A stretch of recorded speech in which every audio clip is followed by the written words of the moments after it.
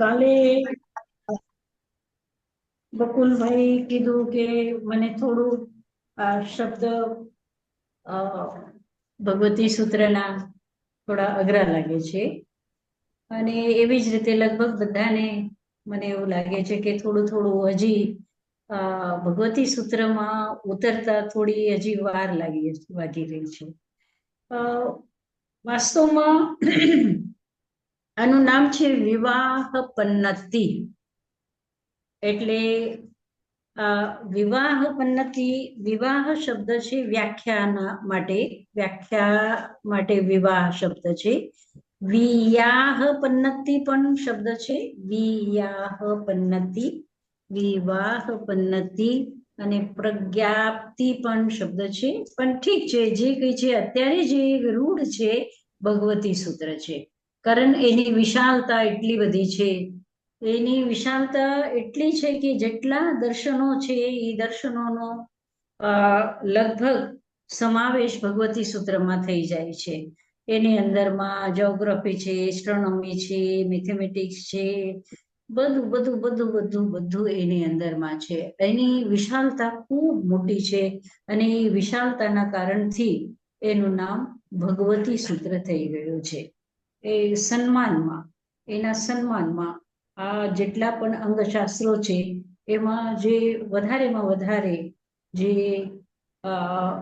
વ્યાપક રૂપે છે એ ભગવતી સૂત્ર છે, એટલે એને ભગવતી સૂત્ર કહે છે. હવે વિવાહનો અર્થ છે વ્યાખ્યા.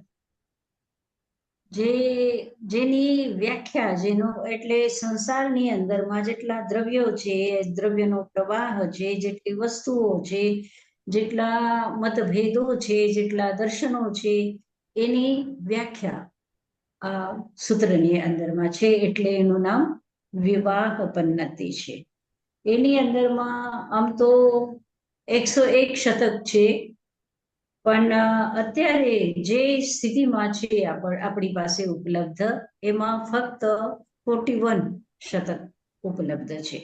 બાકી બધા આપણે સાચવી નથી શક્યા. અને શતકનો શતક એટલે શું? ઓ સોરી. શતકનો અર્થ છે 100, એમ તો થાય છે 100. શતકનો અર્થ થાય છે, પણ અહીંયા અધ્યાયના અર્થમાં છે. અધ્યાય, શતકનો અર્થ અહીંયા અધ્યાય. જેવી રીતે બીજા આપણે ઉત્તરાધ્યાયમાં કહીએ ને, પહેલો અધ્યાય, બીજો અધ્યાય, ત્રીજો અધ્યાય, એવી રીતે આ શતક, એનું નામ શતક છે, પણ એનો અર્થ છે અધ્યાય. હવે ચલમાને ચલીએ, આ સૂત્ર તો આપણા માટે છે જ, ક્વેશ્ચન માર્ક તો આપણા અંદરમાં છે જ એનો, પણ છતાં પણ એનો અર્થ સમજવા માટે થોડી કોશિશ કરીએ આપણે કે ચલમાને ચલીએ જે સૂત્ર શરૂ થાય છે. આમ તો ભગવતી સૂત્ર શરૂ થાય છે નમો અરહંતાનમના 9 પદથી. તો એ 9 પદ પણ માંગલિક અર્થમાં છે. કોઈ પણ ગ્રંથનો પેલા મંગલના રૂપમાં કઈ ને કઈ શ્લોક હોય છે, તો આ 9 પદ છે. એના પછી નમો બંભીએ લીવીએ છે, એ પણ માંગલિક અર્થમાં છે. અને લિપિનો અર્થ છે અક્ષર, જે આપણે, અને આજે હિન્દી લિપિ છે એને પણ બ્રાહ્મી લિપિ માને છે. તો એના જેટલા પણ અક્ષરો છે એ બ્રાહ્મીના અક્ષરો આપણે સમજીએ. અને નમો બંભીએ લીવીએ, તો લિપિનો ભાષાના મૂળમાં જ લિપિ છે, તો લિપિને નમસ્કાર કર્યું છે. એવી રીતે આમ બીજે ક્યાંય લિપિને નમસ્કાર નથી કરતા, આમાં કેમ કરે છે? લિપિને કોઈ દિવસ આપણે નમસ્કાર નો જોયું નથી. હા, નથી જોયું. અને આ વિશેષતા છે એની કે અક્ષરને, કારણ કે આજે પ્રિન્ટિંગ દુનિયામાં છીએ આપણે, તો આપણને એનો મહત્વ સમજાતો નથી. પણ તમે વિચાર કરો, એક જંગલ છે અને એ જંગલમાં તમે લખવા બેઠા છો. કોઈ વખત વરસાદ આવી જાય છે, કોઈ વખત હવા આવી જાય છે, અને લખવાના સાધન શું છે? તાડપત્ર એટલે સુખેલા પત્તા છે. એ પત્તાનો ઢગલો છે તમારા સામે. અને પછી તમે જે સોય હોય ને, આપણે સીવવાની સોય હોય ને, તો એ જાડી સુઈ સમજો, એવી જાડી સુઈ છે પોઈન્ટ વાળી. અને પત્તા ઉપર તમે અક્ષર કોરો છો. પછી તમે સુખી શાહી એના ઉપર નાખો છો. પછી એ અક્ષર બને છે. પછી એને તમે પોછો એટલે એ જે લખેલું છે અંદરમાં, જે સોયથી જે કોર્યું છે એની અંદરમાં શાહી ભરાઈ ગઈ છે. અને પછી તમે પોછો છો, પછી એ અક્ષર તમને દેખાય છે. તો આટલા પરિશ્રમ પછી એક અક્ષર તમે લખી શકો છો. તો એ અક્ષર અત્યારે તમારા આ દુનિયામાં, અને તમારા પેન પણ આટલા સરસ થઈ ગયા છે. અમે જ્યારે લખવાનું શરૂ કર્યું હતું ત્યારે શાહી હતી અને ઓલી નીપ હતી, એની અંદરમાં નાખી અને પછી બોળી અને પછી લખવાનું. એમાં પણ કેટલી તકલીફો થતી હતી. અને અત્યારે તો બહુ ઈઝી થઈ ગયું છે. એટલે આપણને આ અક્ષરના માટે નમસ્કાર થોડો આશ્ચર્ય જેવો લાગે છે. પણ આ અક્ષરો લખવા માટે એ લોકોને એટલી મહેનત કરવી પડતી હતી, એટલે એ અક્ષરને નમસ્કાર કરતા હતા. આજે પણ તમે જોશો કે ગાડીમાં ડ્રાઈવર બેસે ને, તો અહીંયા ઇન્ડિયામાં એ પેલા નમસ્કાર કરે અને પછી ગાડી ચલાવવાનું સ્ટાર્ટ કરે. એ લકડી મિસ્ત્રી જે હોય છે એ જ્યારે એના દુકાનમાં આવે તો એના જે સાધનો છે એને નમસ્કાર કરે અને પછી એને ત્યાં બેસે. જે સાધનો જેના છે એને નમસ્કાર કરે. તો આ લિપિ એક સાધન છે. આપણા લિપિથી આપણે આપણા શાસ્ત્રને વાંચી શકીએ છીએ. તો એ મૂળમાં છે લિપિ, એટલે લિપિને નમસ્કાર કર્યું છે. પણ એ લોકોએ બ્રાહ્મી લિપિને કર્યું, દેવનાગરીને ના કર્યું. એ બ્રાહ્મી લિપિને. દેવનાગરી જ બ્રાહ્મી છે.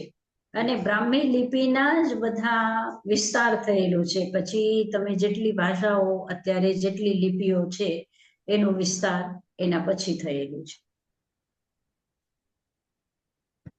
હવે થોડુંક ચલમાને ચલીએ માટે થોડુંક આપણે વિચાર કરીએ કે જ્યારે આ કર્મદ્રવ્યના વિષયમાં છે, તો જ્યારે સ્થિતિ પૂરી થઈ ગઈ, આપણા આત્માના સાથે બંધ થયેલા જે કર્મો છે એ કર્મોની સ્થિતિ પૂરી થઈ ગઈ. હવે સ્થિતિ પૂરી થયા પછી એ આત્માથી નીકળી અને ક્યાં આવ્યા? ઉદયાવલીમાં આવ્યા. એ કર્મો ઉદયાવલીમાં આવ્યા. તો જે ક્ષણે ઉદયાવલીમાં આવ્યા એ ક્ષણે આપણે શું કરીએ છીએ? એને વેદન કરીએ છીએ, એનો અનુભવ કરીએ છીએ. સાતા છે કે અસાતા છે, જ્ઞાનાવરણ છે કે દર્શનાવરણ છે કે અંતરાય છે, જે પણ છે. તો જે કર્મો જેની સ્થિતિ ક્ષય થઈ ગઈ, ક્ષય થયા પછી, સ્થિતિનો ક્ષય થયા પછી એ ઉદયાવલીમાં આવ્યા એ કર્મ વર્ગના પૂતગલો. અને જે ક્ષણે ઉદયાવલીમાં આવ્યા એ ક્ષણે શું થઈ ગયું? અનુભવમાં આવવાનું શરૂ થઈ ગયું. એટલે ચલમાને ચલીએ એનો અર્થ એ થયો કે જ્યારે એ શરૂઆત થઈ ગઈ ચલમાને, એટલે જ્યારે સ્થિતિ ક્ષય થયા પછી ચલિત થઈ ગયા, એ ઉદયાવલીમાં આવ્યા, તો એનો અર્થ એ છે કે ચલિત. ચલમાને ચલીએ. અને સનજમાં આપણે સ્થિતિને તો આખું કહીએ કે જ્યાંથી બંધાય ત્યાં, જ્યાંથી નિર્જરા થાય ત્યાં સુધી. તો આ શું ડિટરમાઇન કરે કે આ ઉદયાવલીમાં આવશે? એની સ્થિતિ તો હજી થોડીક બાકી છે એમ. તો ઉદયાવલીમાં ડિટરમાઇન શું કરે કે આવશે? એટલે મારું કહેવાનું મતલબ, હું તમારો પ્રશ્ન નથી સમજી, પણ હું જે કહું છું એ પહેલા હું પાછું કહી દઉં તમને કે મારા કર્મ બંધાયેલા છે કે મને 2025માં આ મહિનામાં આ તારીખે મારું માથું દુખવાનું છે. તો હા, સવારના ટાઈમમાં મારું માથું દુખવાનું છે. તો મારા જે કર્મ બંધાયેલા હતા એ ત્યાં સુધી તો અંદર હતા, આત્માના સાથે બાંધેલા, અને પછી ઉદિત થયા આજના દિવસમાં સવારના ટાઈમમાં, અને ઉદિત થઈને ઉદયાવલીમાં આવ્યા, અને પછી મારું માથું દુખવાનું શરૂ થયું. તો જ્યારે ચલમાને ચલીએ એટલે ચલિત થયા કર્મ, અને ઉદયાવલીમાં આવ્યા, અને અનુભૂતિ દેવાની શરૂ થઈ ગઈ, અનુભૂતિ દેવાનું શરૂ થઈ. એટલા માટે કે છે કે ચલમાને ચલીએ, એટલે ઉદયાવલીમાં આવ્યા જે ક્ષણે, એના માટે એક ઉદાહરણ આપે છે કે તમે ભાત પકાવવા માટે રાખી દીધા ગેસ ઉપર. હવે ગેસ ઉપર તમે રાખ્યા પછી સમજો કે 15 મિનિટમાં તમારા ભાત તૈયાર થાય છે પાકીને. તો પહેલા ક્ષણે શું પાક્યા કે નથી પાક્યા એ તમે મને કહી દો. પહેલા ક્ષણમાં પાક્યા? પાક્યા, હા. જો પહેલા ક્ષણમાં ન પાક્યા હોય તો અંતિમ ક્ષણમાં કેવી રીતે પાકે? પહેલા ક્ષણમાં પાક્યા, પછી બીજા ક્ષણમાં, ત્રીજા ક્ષણમાં, અને પછી 15 મિનિટમાં એ પાકીને પૂરા તૈયાર થઈ ગયા. તો જે અંતિમ ક્ષણ છે પાકવાનો, એ અંતિમ ક્ષણ જો બરાબર છે, તમે કહો છો કે અંતિમ ક્ષણે પાક્યા, તો પહેલા ક્ષણે શું થયું, બીજા ક્ષણે શું થયું, ત્રીજા ક્ષણે શું થયું? પાક્યા કે ન પાક્યા? શું ભરતભાઈ?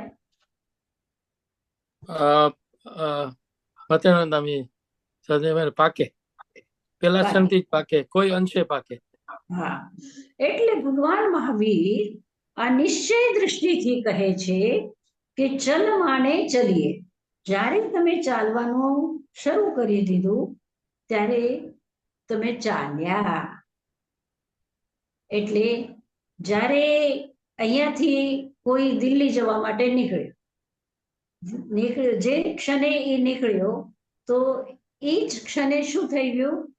એ દિલ્હી માટે ચાલ્યો, દિલ્હી માટે ચાલી રહ્યો. એમ ભલે અત્યારે એ ચાલવા માટે હજી ગેટના બારે નથી નીકળ્યો, વિરાયતનના ગેટના બારે નથી નીકળ્યો, પણ અહીંયાથી એને માંગણીક સાંભળી લીધી અને એ નીકળી ગયો. અને કોઈ મને પૂછે કે ભાઈ ક્યાં ગયા, તો હું કહીશ કે દિલ્હી ગયા. તો સાચું છે કે ખોટું છે? નિશ્ચય દ્રષ્ટિથી સાચું છે.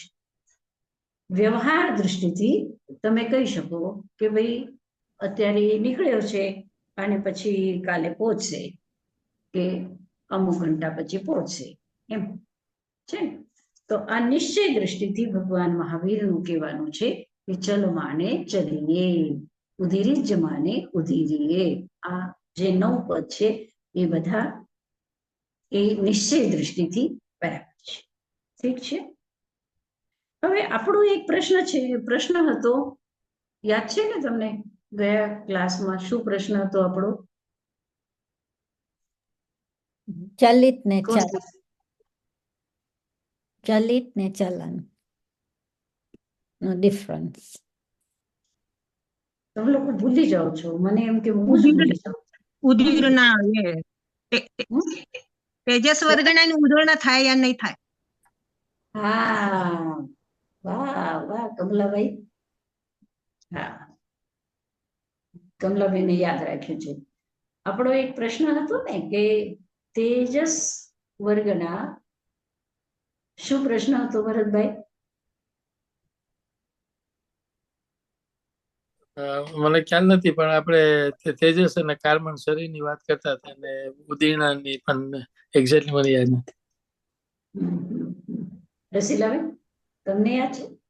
ના, જરાય યાદ નથી. આ કમલાબેન, થેન્ક યુ, તમે એટલીસ્ટ બિગિનિંગ તો કીધું કે સોરી. कमला जी? हाँ जी। हाँ, फिर से आप प्रश्न को जरा स्पष्ट रूप से कहिए। तेजस वर्गना की उदीर्णा कैसी होती है, ये जो प्रश्न था, तो अपन ने ऐसा कहा था कि कार्बन वर्गना की उदीर्णा होती है, उसके साथ साथ तेजस वर्गना की कर्म की वर्गणा होती, ऐसा चल रहा था। तो वो थोड़ा सा, तो मुझे एक, अभी आप पूछ रहे हैं तो मुझे लगा, मैं बताती हूँ आपको कि वास्तव में देखो तो कार्मण वर्गणा से ही ज्ञानावर्णीय, दर्शनावर्णीय, नाम कर्म वगैरह होंगे, है ना। तो औदारिक, वैक्रिय, आहारक, ये भी तो नाम कर्म के उदय से होंगे। तेजस वर्ग, तेजस, हाँ, तो फिर सही उसकी बात है। उदीर्णा होती, उसकी उदीर्णा होती क्या? एक प्रश्न मेरे मन में वापस आया, नाम कर्म की उदीर्णा उनकी कैसी होती है? और फिर तेजस वर्गणा की जो बात चली है, तो ये कि इतनी सूक्ष्म है तेजस और कार्बन शरीर दोनों, यानी तेजस वर्गणा और कार्बन शरीर ज्यादा से ज्यादा सूक्ष्म, जैसे तत्वार्थ सूत्र में कहा कि सबसे ज्यादा सूक्ष्म वही है करके, तो उनके एक साथ में होती होगी ऐसा। સહી વાત. પ્રશ્ન સમજમાં આવી ગયો તમને લોકોને બધાને? આપણો પ્રશ્ન હતો ને कि तेजस वर्गना किस कारण से आती है,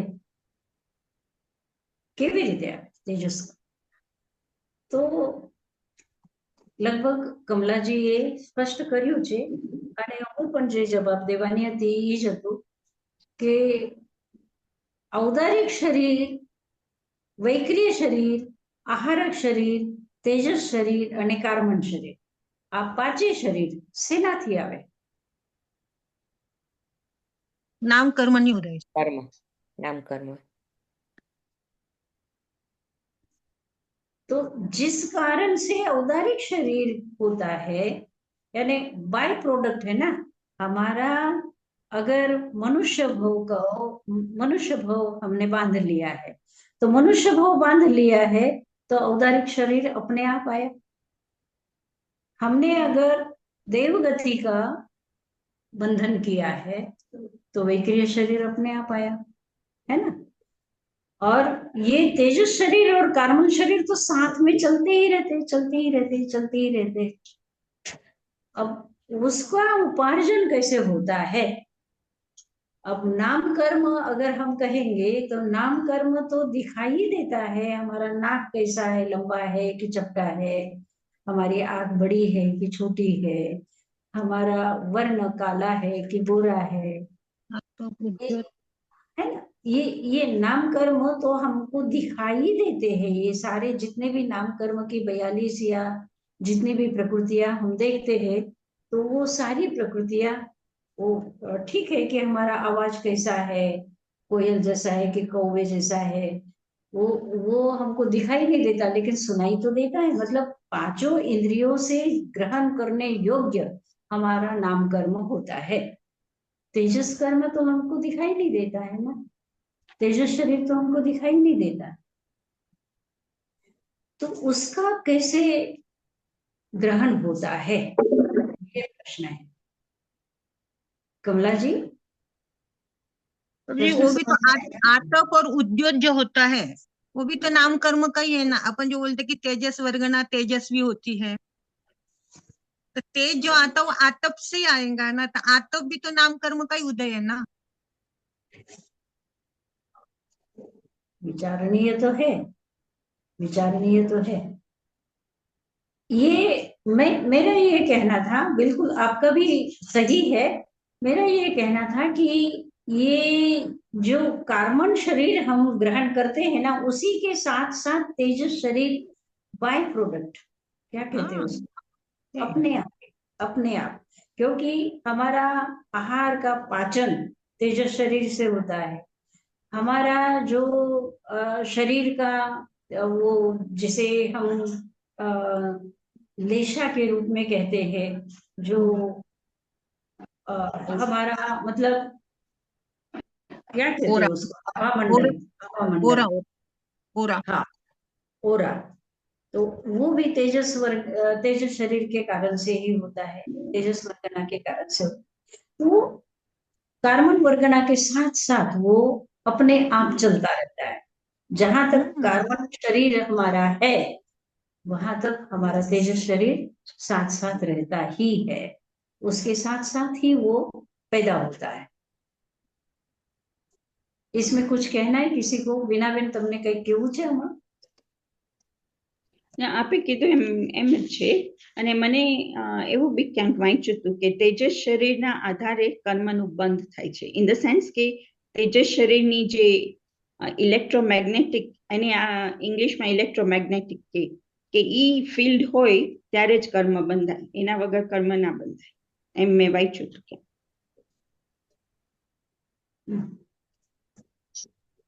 સાધનાજી મહારાજ. શું કહો છો પ્રભાબેન? પ્રતિભાબેન. હા હા, પ્રતિભાબેન.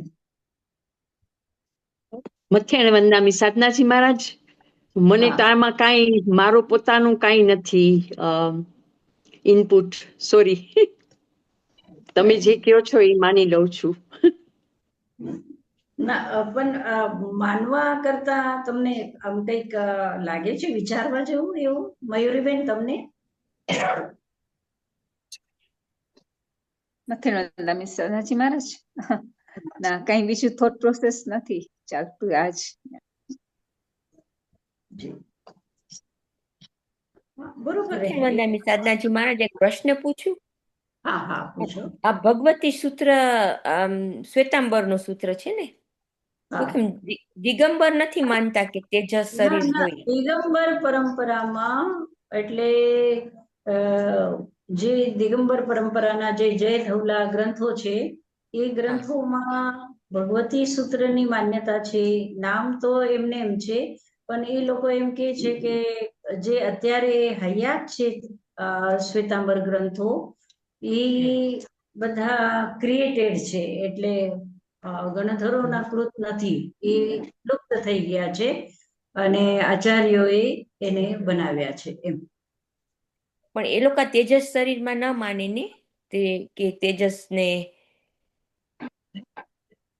એમ કેમ નથી ન કેતા માને? કે પાંચ શરીર તેજસ તો માને જ માને ને. એને, પણ કે તેજસ ને કાર્બન બે ભેગા ને ભેગા, ક્યારે હવે હું તત્વાર્થમાં મને બહુ યાદ નથી રહ્યું, પણ એવું કઈ હા, નથી થયું. તત્વાર્થમાં છે ને, તત્વાર્થમાં તો છે કે આ બે શરીર છે, આ એકબીજા કરતા એટલે ઔદારિક શરીર સ્થૂલ છે, એના કરતા સૂક્ષ્મ છે વૈક્રિય, ઈ એના કરતા બરાબર છે. સૂક્ષ્મ છે આહાર, પરમ સૂક્ષ્મ છે ને. હા, ઈ બધું યાદ છે મને, પણ કાંઈક ડિફરન્સ હતો તેજસ શરીરના બિલીફમાં, એટલું મને કંઈક વેગલી યાદ છે હા હા. દિગંબરમાં ને શ્વેતાંબરમાં, પણ મારી બુક બાજુ નથી તત્વાર્થ હજુ. સૂત્ર તો બે માને છે, દિગંબર ને શ્વેતાંબર. તત્વાર્થ સૂત્ર તો બે માને છે, એટલે સોરી, મિચ્છામી ના દુક્કડમ. ના, બીનાબેન બરાબર, એ રસીલાબેન નું કેવું બરાબર છે કે માને છે બેઉ, તત્વાર્થ સૂત્રને માને છે બે, પણ જેટલું કાર્મન વર્ગના માટે છે ઉલ્લેખ, એટલું તેજસ માટે નથી. નામ ઉલ્લેખ કરીને મૂકી દીધું છે, નામ લઈ લીધું અને મૂકી દીધું છે, એનું વર્ણન વધારે નથી એમ કહો છો રસીલાબેન? હા, એવું જ કંઈક છે મને, કે એમાં એ લોકો આપણે આ બધું કીધું અને આમ લોજિકલ સેન્સ લાગે છે કે એનર્જી કે કંઈક આપવા માટે કર્મની ને બધી પ્રોસેસીસમાં આપણા શરીરના પણ તેજો શરીર તો જોઈએ ભેગું જ, ને જ્યાં સુધી સંસારમાં હોય શરીર હોય બીજા બધાય તો એટલું ભેગું જ હોય, પણ એ લોકો એટલું માનતા જ નથી. એટલું કર્મથી મને તો એમ થાય કે લોજિકલી બધું કેવી રીતે થાય એમ. હા, તો છે તો ખરો પ્રશ્ન, વિચારવા જેવું છે. અને કમલાબેન કે છે એની અંદરમાં થોડું સેન્સ લાગે છે, એ જ વિચારવું પડશે એના માટે. આપણે કે નામ કર્મથી આ પાંચે શરીર છે, તો પછી કર્મન શરીર નામ કર્મથી છે, કર્મન શરીર.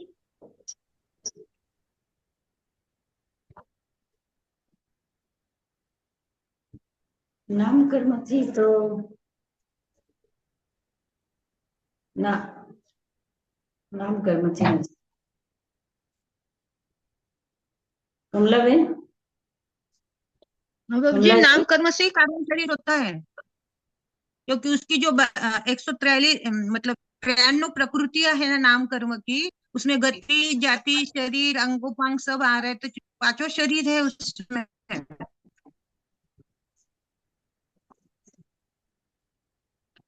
हाँ बीनाबेन? આપણે કીધું તેજસ નામ કર્મેથી છે, તો પછી કાર્મન શરીર કેવી રીતના નામ કર્મથી? એટલે જે મે બી આ બોડી જે હોય કાર્મન બોડી, આઈ ડોન્ટ નો કેવી રીતના મેં ખાતું. એ આપણને દેખાતી નથી, આપણને દેખાતી નથી. અને નથી કર્મણ શરીર દેખાતું. કર્મણ શરીર દેખાય છે, કર્મણ નથી દેખાતું, અને તેજસે નથી દેખાતું.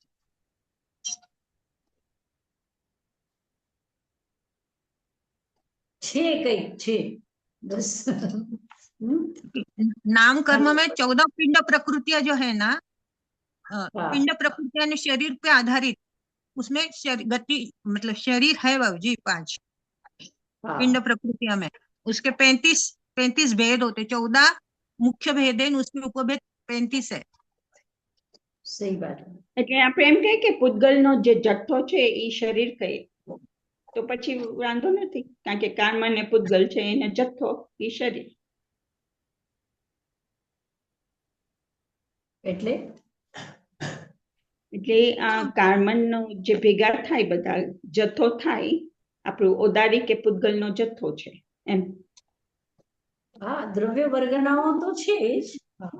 એ એવી જ રીતે કાર્બન વર્ગનાઓને પણ આપણે માનીએ છીએ. કાર્બન વર્ગના એવી જ રીતે તેજસ વર્ગના છે. ઠીક છે, એના માટે હજી વિચારવું પડશે. कमला जी, हाँ जी बाबू जी. हाँ हाँ ठीक कह रही है आप, और आप और अधिक इसमें विचार करके अगली क्लास में क्योंकि बताएं. 8 प्रकार की वर्गना जो है वो 5 हाँ, शरीर की वर्गना, ये श्वासोश्वास भाषा और मनोवर्गना ऐसे है ना, तो वर्गना से ही शरीर बनेगा. शरीर अलग और कर्म आते हुआ, मतलब इसमें थोड़ा सूक्ष्मता से भेद तो है ही उसमें. द्रव्य अनुभाव में जैसा थोड़ा थोड़ा भेद है ना बाबू जी, वैसा हो सकता क्या? हो यानी सकता. कर्म आते हैं, ये द्रव्य हो गए, अनुबंध ही जाते हैं जो भाव में, मतलब ऐसा होता है, वैसा है क्या कुछ? तेजस वर्गना के लिए अभी सोचना पड़ेगा, सोचना पड़ेगा. ठीक है,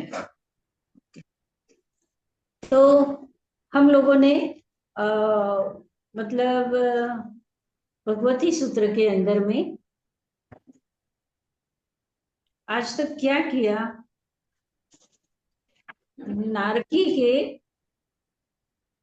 नरक गति के लिए जो प्रश्न थे कि उनकी स्थिति क्या है, नारकियों की स्थिति क्या है और उनका आहार कैसा है, आदि जो प्रश्न किए थे. क्योंकि 24 जो दंडक है उसमें पहला दंडक है नारकी का एक दंडक है, और उनकी स्थिति, उनका श्वासोश्वास का समय, उनका आहार और आहारित अनाहारित पुद्गल का परिणमन, और ये जो प्रश्न का क्रम है ये 24 दंडकों में लगातार ये चलता रहेगा. इसलिए इनको हमें याद रखना पड़ेगा. इसकी जो गाथाएं दी हुई है संक्षेप में, जो जिसे हम कहे कि संग्रह गाथा, तो पहली गाथा में क्या दिया है? ठिति उत्साहारे किंवा आहारेन्ति सवो वावी कति भागम सव्वानी व किसव भुज्जो परिणमंती. उनकी स्थिति क्या है नारकियों की? ये पहली गाथा है, पहली गाथा. રીટાબેન, આ તમે જે કર અસુર કુમારનું આપ્યું છે ને, હું પહેલી ગાથા કહું છું. પહેલી સ્થિતિ ઉત્સાહારે કિંવા આહારેન્તિ, એટલે સ્થિતિ શું છે? ઉશ્વાસ, આહાર, અને આહાર જે ગ્રહણ કરે છે પૂતગલો, એ પૂતગલો કેટલા પૂતગલો ગ્રહણ કરે છે, કેવી રીતે ગ્રહણ કરે છે. પછી બીજી સંગ્રહ ગાથા છે પરિણયચીય ઉવચિયા ઉદીરિયા વેયાય નિજ્જિન્ના એકે કમ્મી પદમ્મી ચૌવ્યહા પોગલા હોંતી. એટલે કે જે આહાર ગ્રહણ કરે છે આહારના રૂપમાં એટલે ઉપભોગના રૂપમાં અને પૂદગલના રૂપમાં કર્મના રૂપમાં જે ગ્રહણ થાય છે એ બધા માટે આ ગાથા છે. પરિનય ચિય ઉવચિય उदीरिया वेया निजिन्ना, यानी आहार के रूप में तो चय उपचय होगा और फिर कर्म के रूप में होगा उदीरना वेदना निर्जरा. एक एक कम्मी पदम्मी चौविहा पोगला होती. तो एक एक में 4 प्रकार के उद्गल होते हैं. मतलब जिस तरह से आहार ग्रहण किया है उपभोग के रूप में तो उसका चय उपचय होगा, और जो कर्म के रूप में जो ग्रहण किया है पुद्गलों को, उन पुद्गलों की उदीरना वेदना और निर्जरा. फिर आगे की गाथा में संग्रह गाथा में दिया है भेदित चित उवचित उदीरित वेदिता निजिन्ना ओयट्टन संकमन निहत्तन निकायने तिविहे काले. तो इसमें भेदित का अर्थ आप लोगों को बताया था कि भेदना मतलब जो उद्वर्तना होती है, अपवर्तना होती है, उसको भेदन, यानी कर्म का तीव्र जो रस है उसको मंद रस करना, मंद को तीव्र करना, अथवा लंबी स्थिति को ह्रस्व करना अथवा ह्रस्व स्थिति को दीर्घ करना, उसको भेदित कहते हैं. और इसी तरह से चित उपचित उदीरित वेदित निर्जीर्ण ओयट्टन संकमन निहत्तन निकायने तिविहे काले. मतलब ये अपवर्तना, संक्रमण और निहत्तन का और निकाचन का ये 3 कालों में होता है. यानी उद्वर्तन किया, उद्वर्तन कर रहा है और उद्वर्तन करेगा. संक्रमण के भी इसी तरह से 3 काल, निहत्तन के और निकाचन के. फिर बंधोदय वेदो वट्ट संकमे तह निहत्तन निकाये अचलियम कम्मम तु भवे चलियम जीवावु निजरहे. थोड़ा कठिन लगता होगा आप लोगों को भरत भाई. मेरा कहने का मतलब ये है कि ये जिस तरह से नारकी के लिए कहा गया है, उसी तरह से 24 दंडक में ये सारे के सारे प्रश्न और ये सारे के सारे उत्तर एक समान आएंगे. खाली स्थिति में थोड़ा फर्क होगा, उच्छ्वास निश्वास में थोड़ा फर्क होगा. जैसे कि अभी हमारा जो आज का पाठ है वो नरक के बाद असुर कुमार का आता है. तो असुर कुमार की स्थिति, हाँ, હવે રીટાબેન તમે જે કાઢ્યું હતું એ તમે કરો असुर कुमारનું. રીટાબેન હા કરું છું. હા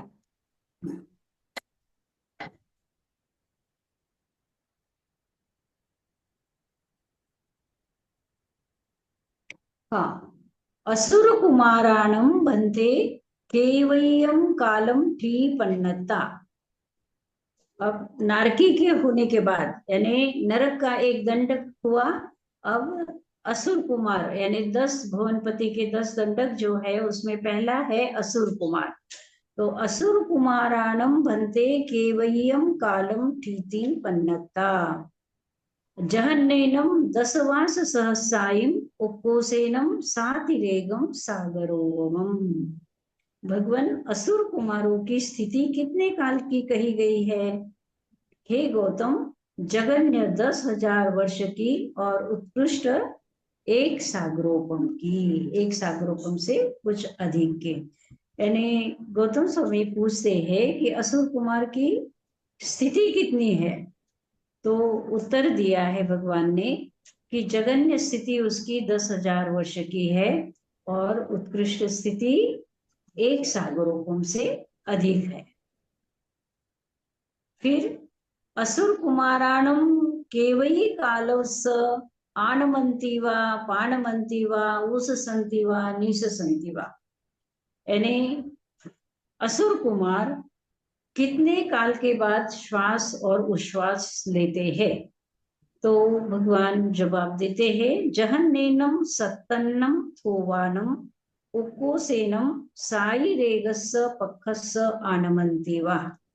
समय का जैन धर्म में बहुत ज्यादा बारीकी से वर्णन किया हुआ है। यहाँ असुर कुमार की जो जघन्य स्थिति बताई है वो स्तोक बताया है, यानी 7 स्तोक के बाद। तो स्तोक किसे कहते हैं? तो कहा गया है कि एक जवान व्यक्ति जिसे कोई रोग नहीं है, जिसे वृद्धावस्था नहीं है, ऐसा बलशाली व्यक्ति एक बार श्वास और उच्छ्वास लेता है, उसको प्राण कहते हैं। तो ऐसे 7 श्वास उच्छ्वास को एक स्तोक कहा जाता है, और ऐसे 7 स्तोक के बाद असुर कुमार श्वास लेते हैं। ये जघन्य और उत्कृष्ट एक पक्ष मतलब 15 दिन के बाद, हमारे 15 दिन और उनका एक श्वास होता है, मतलब हमारे 15 दिन निकल जाते हैं और उनका क्या होता है? एक श्वास एक उच्छ्वास। સટનાજી મહારાજ, એમાં મિનિમમ ને મેક્સિમમ કેવી રીતના આવે રેસ્પિરેશનમાં, આપણું બ્રીધિંગમાં કેવી રીતના?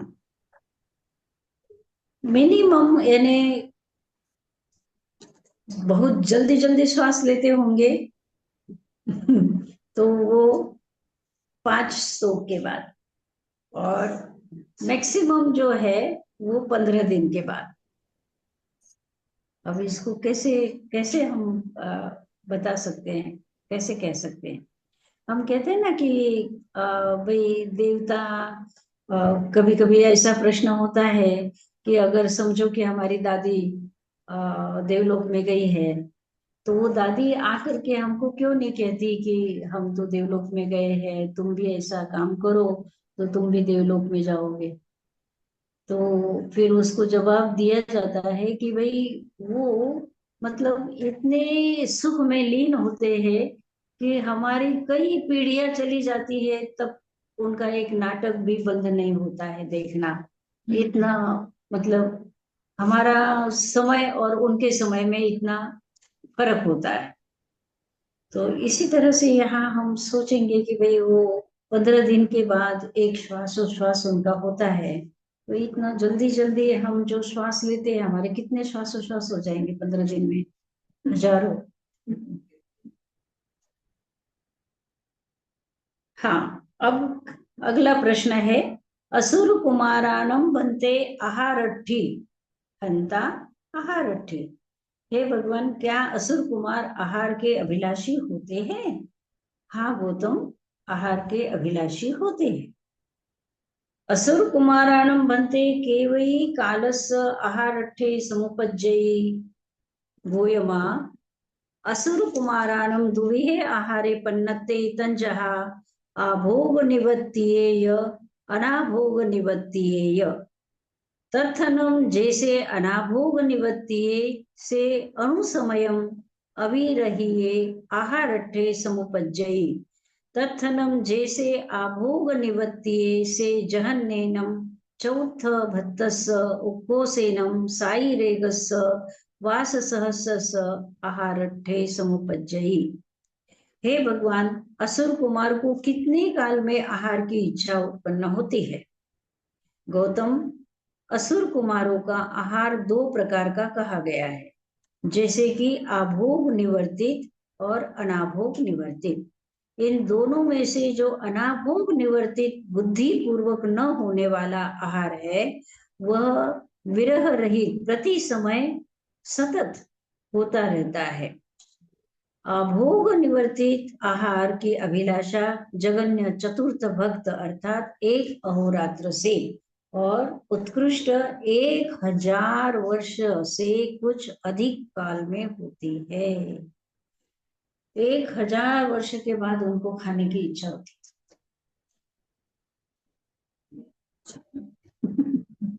हमारे कितने वर्ष तक हो जाएंगे उसमें? 15 दिन में। तो जगन्नाथ चतुर्थ भक्त तो समझ में आता है कि भाई 24 घंटे में एक बार खाने की इच्छा होती है, जैसे कोई एकासना करता है, एक दिन एक रात चले जाती है। लेकिन उत्कृष्ट 1000 वर्ष के बाद, 1000 वर्ष से कुछ अधिक काल समय में आहार ग्रहण की इच्छा होती है।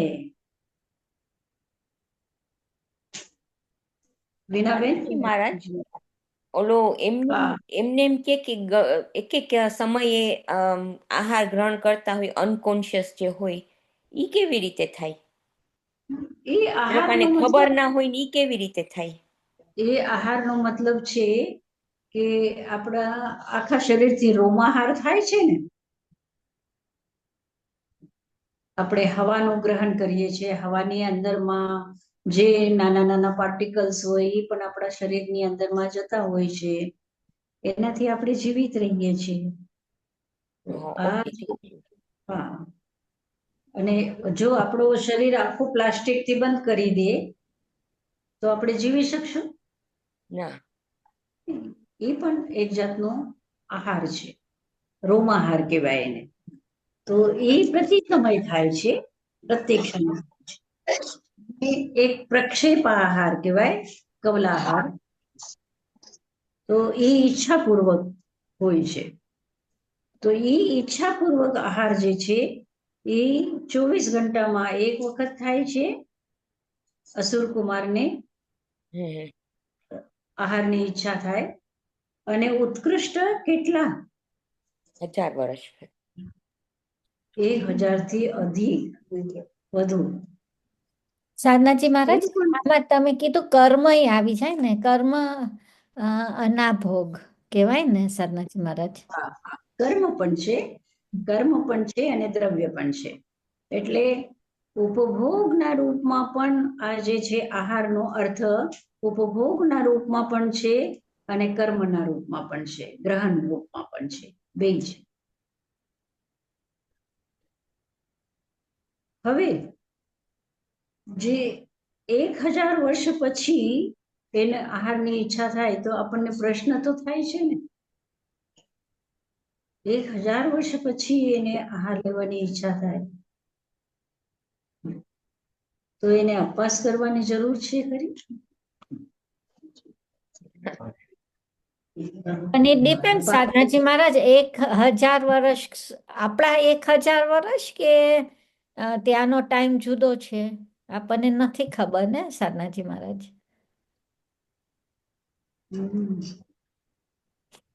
એમ નથી આમાં ગૌતમ સ્વામીએ પૂછ્યું કે આ ટાઈમ કે એલાકાનો ટાઈમ? ટાઈમ હોય જ ને, ટાઈમ હોવા ક્યાં નિશ્ચય ટાઈમ હોય, વ્યવહાર ટાઈમ તો ના હોય ને. આ બધું વ્યવહાર ટાઈમ અહીંયાનું રિલેશન થાય, કારણ કે વ્યવહાર ટાઈમ અહીંયા જ છે. આની અંદરમાં એવો પણ પ્રશ્ન ઉપસ્થિત થાય ને કે આપણે જે ક્રિયાઓ કરતા હોઈએ, આપણે 5 તિથિના ઉપવાસ કરીએ, આપણે એક સામાયિક કરીએ, 1 કલાક ને 48 મિનિટની સામાયિક કરીએ, એવું બધું ત્યાં કઈ નથી ને. અસુર કુમાર ને દેવકુમાર ને આ લોકોને એટલે મનુષ્ય ક્ષેત્રથી અલગ બીજી જગ્યાએ ક્યાંય કાલ છે કે નહીં આ પ્રશ્ન આવી જાય છે. वहाँ काल है कि नहीं?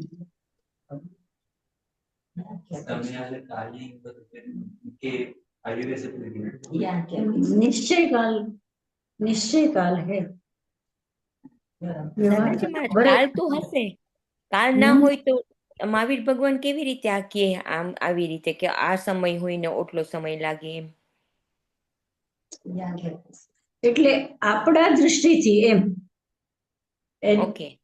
હા, આપણે એનો અર્થ એમ પણ કરી શકીએ ને કે મનુષ્યના દૃષ્ટિથી ત્યાં 1000 વર્ષ પૂરા થાય અને પછી એને આહાર ગ્રહણ કરવાની ઈચ્છા થાય, મનુષ્યના દૃષ્ટિથી, આપણા દૃષ્ટિથી એમ.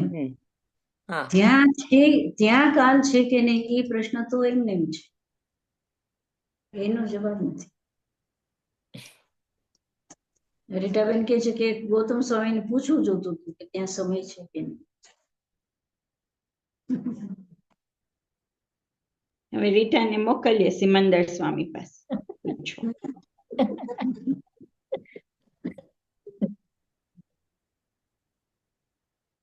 ઠીક છે, તો આપણે ચાલીએ, જેટલું આપણા બુદ્ધિમાં આવી શકે છે એટલું ગ્રહણ કરીએ આપણે.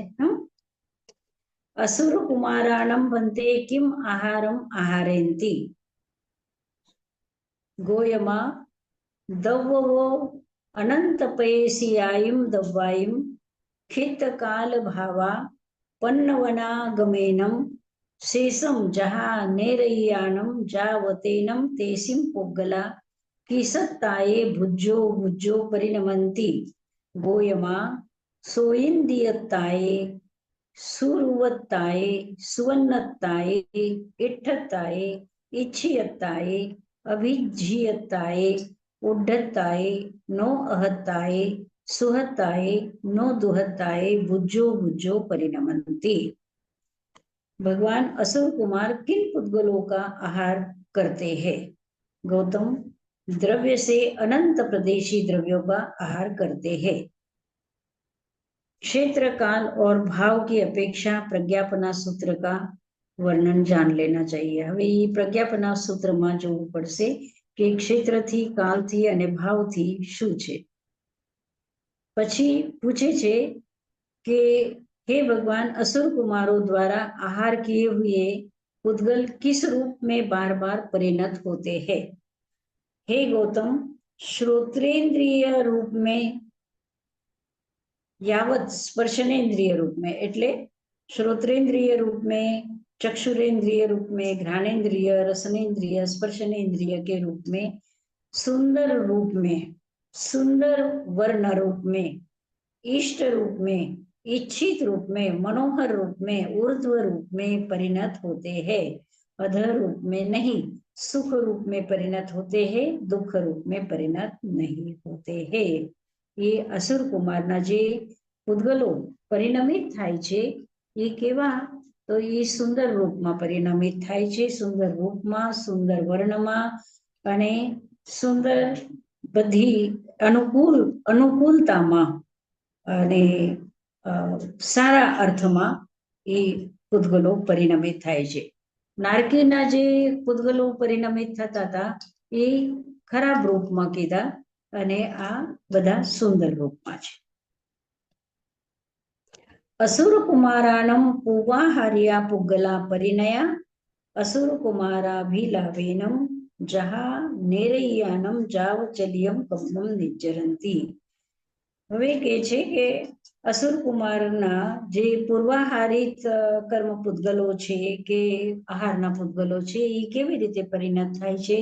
તો કહે છે કે જેવી રીતે નારકોના વર્ણન કર્યું છે એવી જ રીતે ચલિત કર્મ સુધી આ બધા જે પ્રશ્નો જે આવ્યા એવા જ અહીંયા અસુર કુમારના રૂપમાં લઈ લેવાના છે।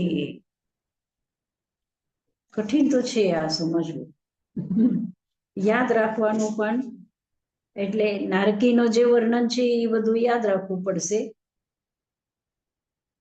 અને એ બધું અહીંયા ગ્રહણ કરવાનું છે। સાતાજી મહારાજ નારકીનું જે કીધું છે એ જો સમજ આવી જાય તો પછી આ વાંધો ના આવે, આપણે આગળ કરશું તો વાંધો ના આવે, તો ખબર પડી જાય। તો એ નારકીનું વર્ણન ફરી ફરીથી વાંચવું પડશે અને યાદ રાખવું પડશે। હા હા, એને 2, 4, 5 વખત સ્વાધ્યાય કરવી પડશે। કેવું લાગે છે તમને? સાચી વાત છે, અમારી મહેનત એને થોડીક મહેનત કરીને અને એ યાદ રાખીએ તો પછી આ બધા, અને આ જે પછી જ્યારે આ પ્રથમ શતક પૂરું થઈ જશે ને પછી અલગ અલગ પ્રશ્નો આવશે। એ પ્રથમ શતકની અંદરમાં આ જે 24 દંડક છે એ લગભગ એક સમાન છે, એટલે આ નારકીનું વર્ણન ફરીથી આપણે 2-4-5 વખત જો સ્વાધ્યાયમાં લઈએ, તમે પણ મહેનત કરો અને આપણે બધા મહેનત કરીએ તો પછી આ 24 દંડકનું આપણને સમજમાં આવશે. ઠીક છે, તો આજે આટલું રાખીએ આપણે. હા સદનાજી પ્રશ્ન કરીએ હવે. હા સદનાજી મહારાજ. હા, પ્રશ્ન સોરી, છે. મથેણ વંદામી સરનાજી મહારાજ, હા, what is it leading us to?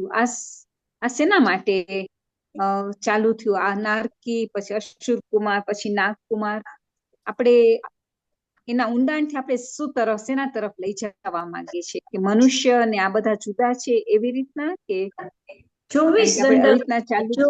24 દંડક કહે છે એટલે આ હા, જીવ, આપણો જે જીવ તો છે, જીવ. આ હા, જીવ આ 24 જગ્યા ઉપર પોતાના કર્મનો ભોગ ભોગવે છે. એટલે નારકીમાં, દેવતામાં, મનુષ્યમાં, તિર્યંચમાં, પછી તિર્યંચમાં આપણે એકેન્દ્રિય, બેન્દ્રિય, તેન્દ્રિય, ચતુરેન્દ્રિય, પંચેન્દ્રિય, પછી સન્નિ પંચેન્દ્રિય, અસન્નિ પંચેન્દ્રિય, એવી રીતે આ 24 દંડક થાય છે. તો એ 24 ઓકે દંડકમાં આ જીવ પોતાના કર્મનો ભોગ ભોગવે છે.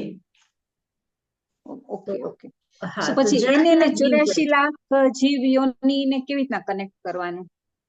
એને અને એ 24 દંડક અને 84 લાખ જીવ યોની આપણે કહીએ તો એ બે કેવી રીતના કનેક્ટ કરવાનું? હા, તો જેવી રીતે એકેન્દ્રિય છે તો એકેન્દ્રિયમાં પૃથ્વી કાય પણ છે, અપકાય છે, તેવુકાય છે, વનસ્પતિ કાય છે, આવી રીતે 6 કાય, પાંચ તો એકેન્દ્રિયના થઈ ગયા.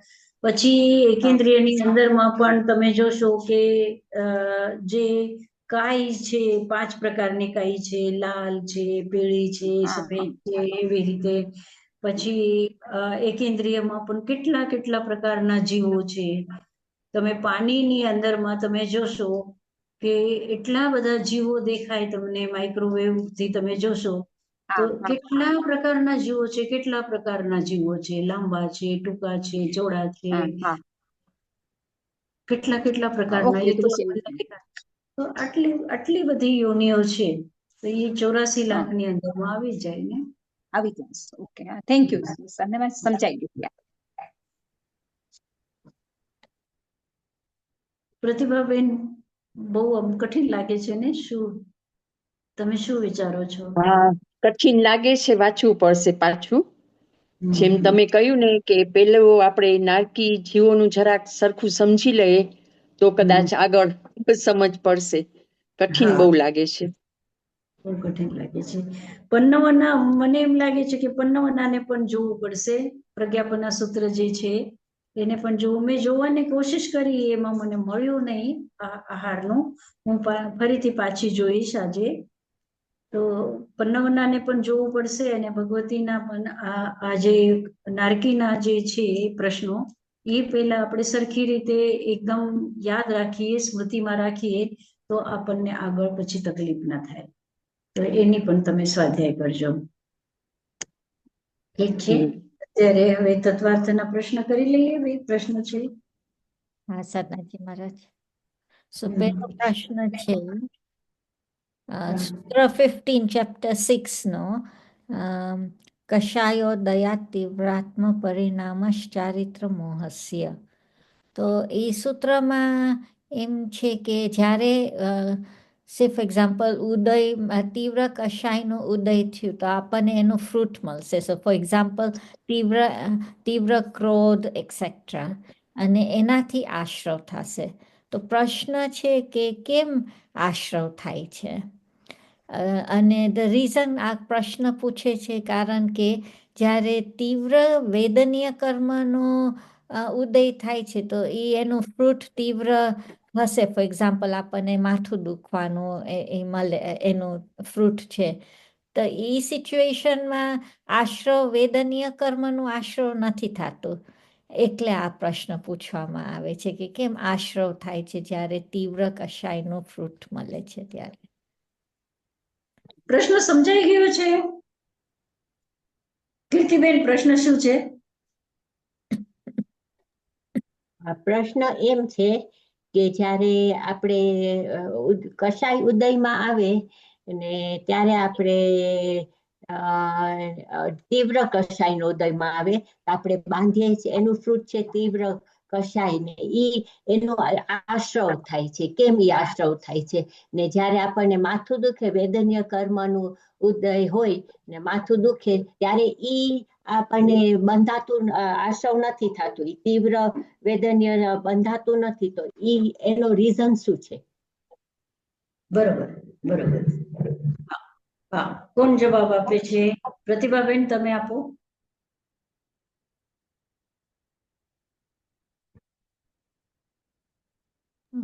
હું ટ્રાય કરીશ. જ્યારે આપણે કહીએ કે પેલા કે તીવ્ર કશાય ઉદયમાં આવે અને પાછું આપણે તીવ્ર કશાય આપણે પાછું રિઝલ્ટ તીવ્ર કશાય જ થાય, તો એમાં બીકોઝ આપણે એ પરિણામ જ્યારે તીવ્ર કશાય નું આવે ત્યારે આપણે ચારિત્ર મોહનીય કર્મ બાંધીએ છીએ, અને ચારિત્ર મોહનીય કર્મ આપણે જોઈએ તો બધા કશાય ને નો કશાય થી જ બનેલું છે આખું. અને આ કેવો છે એક્ઝામ્પલ કે આપણે જયારે દહીં મેળવવું હોય તો આપણે દહીં જ જોઈએ મેળવણ માટે, એમ આપણને કશાય વધારે ઉત્પન્ન કરવા હોય તો કશાયનો તીવ્ર ભાવ હશે તો વધારે કશાય ઉત્પન્ન થશે. અને વેદનીય કર્મમાં સોરી મેં લખ્યું છે, અસાતા વેદનીય કર્મનો ઉદયથી આપણને વેદન જે થાય છે એ વેદન શેનું છે? તો એમાં કશાય ભાવ હોય છે. જે વેદન આપણે કદાચ આપણને માથું ચડે અને આપણને અસાતા થાય તો આપણે જે વેદન કરીએ, જો આપણે એમાં કશાય ભાવ નાખીએ તો અગેઇન આપણને ચારિત્ર મોહનીયનું કર્મનો ઓલું થશે, એટ્રેક્શન, એટલે કશાયનો એટ્રેક્શન થશે, પણ વેદનીય કર્મનો નહીં થાય. ખબર નહીં હું રાઈટ છું કે રોંગ છું, પણ આપણે જો સંભાવથી સહન કરીએ તો એકેય પાછા એ કશાયના આશ્રવ આવશે નહીં. સાધનાજી મહારાજ આટલું જ મેં લખ્યું છે. આઈ ડોન્ટ નો કે હું સાચી છું કે ખોટી.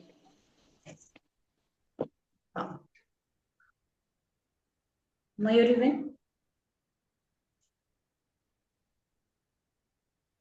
મથુરવંદામી સન્નાસી મહારાજ, મેં એમ જ વિચાર્યું હતું કે તીવ્ર કશાયના ઉદયથી તીવ્ર કશાયનો આશ્રવ થશે, કારણ કે સિક્વન્શિયલ બાઇન્ડિંગ થઈ જાય. એક ઉદયમાં આવ્યું ને પછી જો તમે સમ્યક દર્શન ના હોય ને તમે સમતા ભાવમાં ના હો તો એમાંથી બીજો ક્રોધ ઉત્પન્ન થાય, એટલે સિક્વન્શિયલ બાઇન્ડિંગ થઈ જાય. જ્યારે વેદનીય કર્મનો આશ્રવ નહીં થાય, પણ જો તમે વેદનીય કર્મ ઉદયમાં આવ્યો અને આત્ર ને રૌદ્ર ધ્યાન જો થાય અને તમે ધર્મ ધ્યાનમાં ના હો ને આત્ર રૌદ્ર ધ્યાન થાય તો પાછો આશ્રવ થાય, પણ એ મોહનીય કર્મનો આશ્રવ થશે, વેદનીય કર્મનો આશ્રવ નહીં થાય.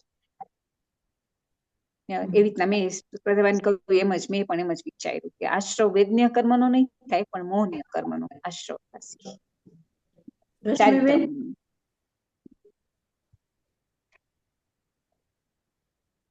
વંદાની સાધનાજી મહારાજ, મેં પણ એવી રીતે જ વિચાર કર્યો હતો કે તીવ્ર કશાયના ઉદયથી આત્માના પરિણામ તીવ્ર થાય, એટલે આનાથી ચારિત્ર મોહનીયનો કર્મ બંધાય છે, અને ક્રોધનો ઉદય આવે એટલે એનાથી આપણે આશ્રવ થાય, અને આ પછી વિશ્ય સર્કલ થઈ જાય કે આત્માના તીવ્ર કશાય હોય એ ઉદયમાં આવે, ક્રોધ થાય, પછી પાછું એનો આશ્રવ થાય અને પાછું એનું ઓલું થઈ જાય, કર્મ બંધાય. અને આ છે ને કે વિશેષથી આ બધું થાય છે, અને આ વેદનીય કર્મમાં ઈ ના બંધાય, આશ્રવ ના બંધાય. પણ મને પછી વધારે નથી કઈ સમજ પડી. કમલાજી તમે?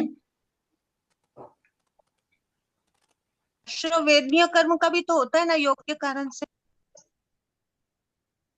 नहीं, मेरा प्रश्न योग समझ में वक्रता आया क्या? विसंवादन चाशुभस्य मैं नामनम जो मैं है। क्या कहती हूँ, मेरा प्रश्न ये है कि जैसे वेदनीय उदय में आने के बाद वेदनीय का आश्रव नहीं होता है, तो फिर कषाय उदय में आते हैं। समझो कि मेरे कर्म बंध में ऐसा है कि मुझे क्रोध आएगा, और वो क्रोध आया, उस क्रोध को मैं अनुभव कर रही हूँ।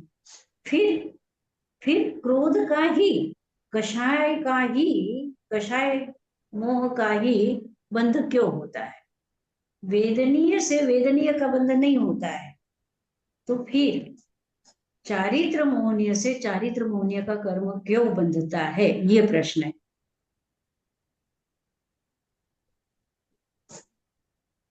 वीणाबेन? सॉरी, मेरा नहीं दिमाग।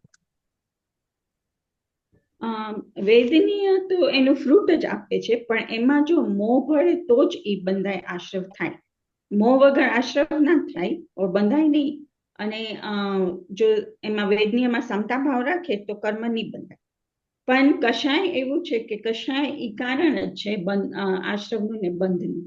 એટલે તીવ્ર કષાયથી તીવ્ર આપણું પરિણામ આત્માનું થાય, એટલે ઇમિડિયેટલી આશ્રવ થશે જ. પણ વેદનીયમાં જરૂર નથી કે કષાયનો થવો થાય, એક સમતા ભાવ બી રહી શકે.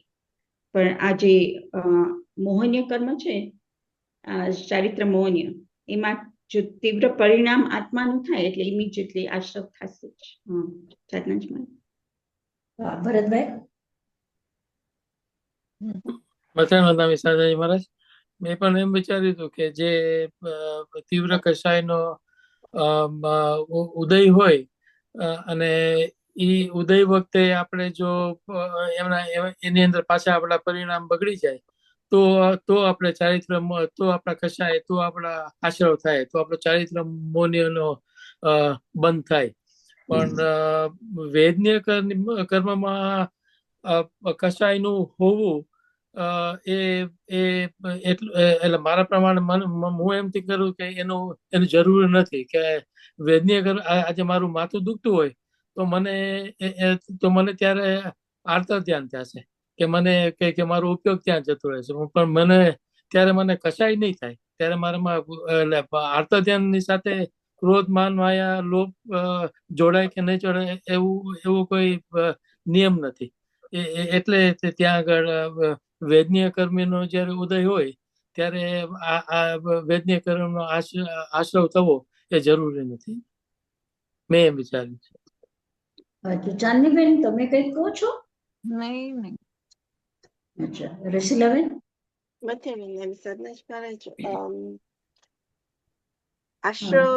આશ્રવનો રીઝન છે કષાય, યોગ, મિથ્યાત્વ અને એ બધા એના લીધે. એટલે મેઇન કષાય ઇઝ અ રીઝન કે આપણને આશ્રવ આવે. વેદનીય કર્મ હોય તો જે એનું ફ્રૂટ હોય એટલે આપણે ભોગવી લઈએ, ને ત્યારે કેવી રીતે ભોગીએ. આઈ થિંક કષાય ત્યારે નહીં થતું હોય, ને જો થાય તો પછી બંધ થાય, પણ એ ચારિત્ર મોહનીયનો જ બંધ થશે.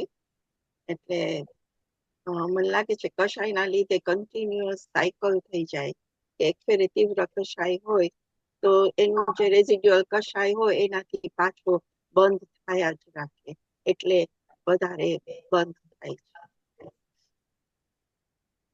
હા, રસીલાબેન, તમે શું કહો છો? મથાનંદામી સાધનાજી મહારાજ, આ લોકોએ બધાએ ડિસ્ક્રાઇબ કર્યું છે એટલે હું જુદા શબ્દ આપીશ, તો આમ મિનિંગ તો સેમ છે. ચારિત્ર મોહનીય કર્મમાં કષાય હોય છે, આપણા ચારિત્ર મોહનીયમાં. એટલે આપણે કષાયથી, તીવ્ર કષાયથી રિએક્ટ કરીએ, આત્માનો પરસ્પંદ થાય એટલે બીજા આશ્રવ બંધાય. હવે વેદનીય કર્મ ઉદયમાં આવે, માથું દુખતું હોય તો આપણને ઈ વેદન થાય, કષાયને લીધે વેદન થાય કે દુખે છે. આપણે સમતા ભાવમાં હોય તો કશાય રાઈઝ ના થાય તો આપણને એનો દુખાવાનો ને કંઈ ખબર એ ના પડે, આપણે સહન કરી લઈએ. પણ એનો જે વેદન થાય એટલે એમાં કશાય વધારે કશાય બંધાય છે, તો એના લીધે બીજા ચારિત્ર મોહનીય ના કર્મ બંધાય. વેદનીય કર્મ તો ખાલી બધા એ કીધું એમાં રિઝલ્ટ છે, આપણને કાંઈ કર્યું હોય એનું રિઝલ્ટ છે. એમાં જો કશાય બંધાય તો જ આપણે બીજા કશાયને બાંધીએ, આમ કર્મને બાંધીએ. એટલે ચારિત્ર મોહનીય કર્મ, કશાય તો ચારિત્ર મોહનીય કર્મમાં જ છે ને, એટલે ઈ બંધાય. હા, તમે અ, બરાબર છે, બધાએ જવાબ આપ્યો છે ઈ. પણ આ સૂત્રને તમે જો ધ્યાનથી જુઓ તો શું કહે છે આ સૂત્ર? કષાયોદયાત તીવ્રાત્મ પરિણામ ચારિત્ર મોહસ્ય. કષાયોદયાત, કષાયનો ઉદય થયું, ક્રોધનો ઉદય થયું તમને. હવે ક્રોધનો ઉદય થયા પછી અત્યંત ક્રોધનો ઉદય થયો. સમજો કે મને ખૂબ ગુસ્સો આવ્યો, તમે મને જવાબ નથી આપ્યો અને મને ખૂબ ગુસ્સો આવ્યો. ગુસ્સો આવ્યો, ગુસ્સાનો અનુભવ હું કરું છું, પણ પછી એ ગુસ્સો હું કરતી નથી. તીવ્રાત્મ પરિણામ હું કરતી નથી. કષાયનો ઉદય અને ઉદય પછી બીજી વસ્તુ શું કીધી? તીવ્રાત્મ પરિણામ. તીવ્ર આત્માના જે પરિણામ છે એ ચારિત્ર મોહનીય કર્મને બાંધે છે. તીવ્ર આત્મ પરિણામ ન હોય, ઉદયમાં ભલે આવ્યું, ઉદયમાં માથું દુખવાનું આવ્યું, અને માથું દુખવાનું ઉદયમાં આવ્યું, ખૂબ માથું દુખે છે, અત્યંત માથું દુખે છે, એનો હું અનુભવ કરું છું, પણ હું હાય હાય નથી કરતી. હું જે વેદનાની અભિવ્યક્તિ છે એ અભિવ્યક્તિ હું એવા રૂપમાં નથી કરતી કે બીજાને પણ તકલીફ થાય, એવું હું નથી કરતી. એનો હું ચૂપચાપ અનુભવ કરું છું. એવી જ રીતે ક્રોધનો હું અનુભવ કરું છું. મને ગુસ્સો ખૂબ આવે છે, પણ હું એની પ્રતિક્રિયા નથી કરતી. આત્મ પરિણામ મારા તીવ્ર નથી થતા, તો કર્મબંધ ન થાય. જગન્ય હોય એટલે તીવ્ર આત્મ પરિણામ કીધું છે. તીવ્ર શબ્દ ઉપર તમે ધ્યાન દો. તીવ્ર આત્મ પરિણામ, તીવ્ર આત્માના પરિણામ હોય તો તમારા આગળના કર્મ બંધાય કષાયના, અને જગન્ય હોય તો ના બંધાય. જો જગન્યમાં પણ જો અહીંયા તીવ્ર શબ્દ ન આપ્યું હોત ને, તો પછી અમારું જે બધા કર્મ ક્ષય થતા થોડા કર્મ, જગન્ય કર્મ અમારા બાકી રહી ગયા છે, અને એ ખતમ થાય તો આપણને કેવલ જ્ઞાન થઈ જાય એવી સ્થિતિ છે. તો એ જગન્ય કર્મને જો તમે તીવ્ર શબ્દ ન આપ્યું હોત તો એ જગન્ય કર્મ પણ શું કરે? હજી કર્મ બંધાય. પણ કે છે કે જગન્ય કર્મથી કર્મ નથી બંધાતા, આગળ કર્મ નથી બંધાતા. તીવ્ર હશે તો જ આગળ કર્મ બંધાય છે. તો આ તીવ્ર શબ્દ જે છે અહીંયા આ સૂત્રની અંદરમાં એ મહત્વપૂર્ણ છે. કષાયોદયાત, કષાયનું ઉદય થઈ ગયું, વાંધો નથી, થાય. જેવી રીતે વેદનીય કર્મનો ઉદય થઈ ગયો તો થઈ ગયું. પણ કષાયનો ઉદય થયા પછી તમે જો તમારા આત્મ પરિણામ તીવ્ર કરશો તો આગળના કર્મ બંધાશે. એમને એમ જગન્ય રહેશે તો પછી કર્મ ન બંધાય. વાત સમજમાં આવી? સાધનાજીમાં જ એક પ્રશ્ન પૂછવો છે તો આમાં મને કે તીવ્ર તમે આપણને કોઈ ઉપર ગુસ્સો આવ્યો, અંદરથી કાંઈ ફ્રસ્ટ્રેટ થઈ ગયું, પણ તમે બોલ્યા નહીં કાંઈ, તો એને કેવી રીતે તીવ્ર બનાવી શકીએ? કોઈ આપણે વિચાર કર્યો તો એ કર્મ તો બાંધે જ છે ને, તો એ તીવ્ર કેવી રીતે કહેવાય? ઘણી વાર કન્ટિન્યુઅસલી રહે. તીવ્રનો મતલબ એવું નથી કે બારે તમે અભિવ્યક્ત કરો કે પટકા પટકી કરો, ચોપડી પટકી દો કે દરવાજો પટકી દો, એ તીવ્ર નથી. તીવ્ર તમારા અંદરમાં પણ તમે શાંત દેખાવ છો. આગળનો વ્યક્તિ તમને તમારી નિંદા કરે છે અને તમે શાંત દેખાવ છો, પણ અંદરમાં તીવ્રતા છે કે હું એક વખત એને પાછું જવાબ આપીશ, એવું તમે અંદરમાં નિશ્ચય કરો છો, તો એ તીવ્ર થઈ ગયો ને. અને સમયમાં એ ઘણી વખત વિચારીએ તો એ તીવ્ર કહેવાય ને. ઘણી વાર ઓકે, એ દાખલામાં તમારી વાત સાચી છે, પણ કોક વખત તમને થોડોક ગુસ્સો આવે, આ કેમ આમ કરે છે, પણ તરત ભૂલી જાય થોડીક વારમાં, તો એ તીવ્ર ના કહેવાય. પણ એ જો બીજે દિવસે રહીએ કે તે દિવસે આખો દિવસ રહીએ તો એ તીવ્ર કહેવાય એમ ને. તીવ્ર કહેવાય. એ વધારે જેટલા લોંગ ટાઈમ સુધી. હા અને ઘણાને તો ગુસ્સો એવો હોય છે કે એ વ્યક્તિ જેને તમને ખરાબ કર્યું, ખરાબ બોલ્યું, ખરાબ તમારા સાથે આચરણ કર્યું, એ મરી ગયું છે અને એનું તમે અત્યારે ચિંતન કરો છો કે એ વખતે હું એને એવી રીતે જવાબ આપ્યો હોત ને તો સારું થાત. તો એ તમે શું કર્યું? અનંતાનુબંધી કર્યું. તમે હજી બાંધ્યા કર્મ, તીવ્રાત્મક પરિણામ તમારા થયા અને તમારું ચારિત્ર મોહનીય કર્મનું બંધ થયું એમ. ઓકે, બરાબર. Thank you. સાધનાજી મહારાજ એ આપણા ભાવ ને શું આ જે આપણો અંદરથી બધું આવે વિચાર ખરાબ, એ આપણા ભાવ ને, આપણા ખરાબ ભાવ. તીવ્ર આત્મ પરિણામ, એ તીવ્ર આત્મ પરિણામ કહેવાય. હા, થેન્ક યુ. અત્યારે મંદામી સાધનાજી મહારાજ. એટલે મેં એમ આ બધાએ કીધું એમ જ લખ્યું હતું, પણ પછી મેં એમ લખ્યું હતું આપણે જ્યારે કશાય આવે ત્યારે આપણે જાગૃત રહીએ ને આપણે ઇન્વોલ્વ ના થાય તો તીવ્ર નહીં થાય ને જગન્ય થશે, એવી રીતે મેં લખ્યું હતું. તો ઈ બરાબર કહેવાય? આપણે જાગૃત એમાં ના થાય. બરોબર છે. પછી બીજો એક પોઈન્ટ મેં એમ લખ્યું હતું કે આમાં ઘાતી ને અઘાતી કર્મનો, એવી રીતે ઘાત એટલે જે કશાય છે એ મોહનીય કર્મ એ આપણો ઘાતી કર્મ.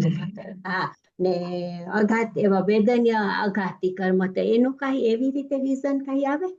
મેં એમ લખ્યું હતું પણ વેદનીય કર્મ મોહનીય કર્મના સામે તો બધા ફીકા છે, બધા જ ફીકા છે, બધાનો બાપ છે મોહનીય કર્મ. એટલે મોહનીય કર્મ સાથે તો કોઈની તુલના જ નથી. બિચારો વેદનીય કર્મની શું તુલના? હા, હા, બીજો પ્રશ્ન. સાધનાજી મહારાજ, આમાં એવું બી કહેવાય કે જ્યારે કશાય છે ને આપણો આમ આત્માનું જ પરિણામ એટલે ટેન્ટ કરે છે આત્માને. એટલે આપણે જ્યારે લેશ્યાની વાત કરીએ, આમાં વિચાર આવીએ તો આપણા જે કશાયથી જે આપણું આત્માનું ટેન્ટ થાય છે, એટલે તો એમાંથી આપણા લેશ્યા થાય, કૃષ્ણ, નીલ, કપૂટ ને એના લીધે, એટલે બીકોઝ એ આત્માનું પરિણામ જ ચેન્જ કરી નાખે છે કશાય ભાવ, આપણું કશાય ઉદયમાં આવે ત્યારે. એટલે રિએક્શન થાય ને એટલે આશ્રવ આવે અંદર. અને જો આપણે રિએક્શન ઉદયમાં આવે કશાય, રિએક્શન ના કરીએ તો આપણા આ જે લેશ્યા જે છે એ ના થાય, એવું કહેવાય સાધનાજી મહારાજ? હા, હા, હોઈ શકે. એટલે જેટલા આત્મ પરિણામ તીવ્ર થશે એટલે લેશા પણ વધારે થશે ને. એટલે લેશા પણ વધારે થશે. તો એ પ્રોસેસ છે, આ લેશા પ્રોસેસ છે અને એનો પરિણામ છે ચારિત્ર મોહનીય કર્મનો બંધ. સહજમાં વેદનીય કર્મથી વેદનીય બંધ થાય કે ના થાય? ઇન ધ સેન્સ કે એમાં મોહ આવે એટલે પછી એ ડિસ્ટ્રીબ્યુટ તો થાય ને જ્યારે કર્મ બંધ થાય ત્યારે, કે વેદનીયમાં જશે? હા, એ બધા કર્મ જ્યારે કર્મ બંધાય છે એ બધા ડિસ્ટ્રીબ્યુટ થાય છે. એ પ્રકૃતિ બંધમાં, સ્થિતિ બંધમાં, પ્રદેશ બંધમાં, બધામાં. આગળનો પ્રશ્ન.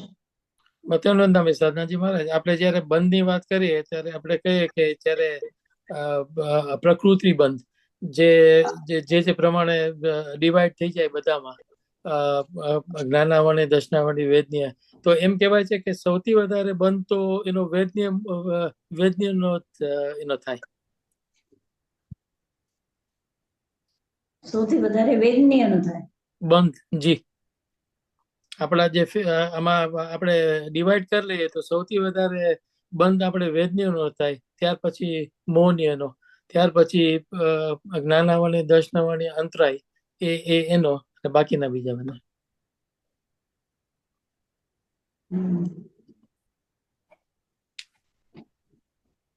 કમલાબેન, તમે શું કહો છો આમાં? कमला जी, हेलो।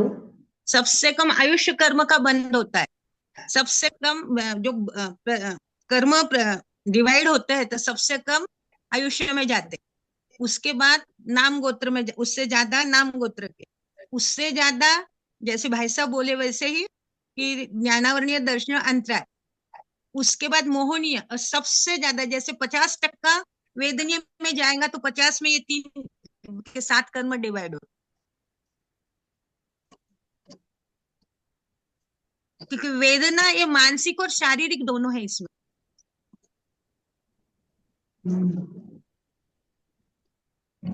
ઠીક છે ભરતભાઈ. સાનિધ્યમાં કર્મ હા. જ્યારે ઉદયમાં આવે ત્યારે પેલા વેદન થાય છે, સુખનો કે દુઃખનો, એના માટે પેલા વેદનીય કર્મ એ બાંધે જ પેલા, આઈ મીન મેજોરિટી એમાં જ જાય, બીકોઝ સુખ ને દુઃખ નું વેદન છે એટલે. બરોબર. હા, હવે આગળનો પ્રશ્ન બહુઆરંભ. આગળનો પ્રશ્ન છે કે બહુઆરંભ પરિગ્રહત્વં ચ નારકસ્ય આયુષ્ય, એમાં બહુ આરંભ અને બહુ પરિગ્રહનું મિનિંગ શું છે?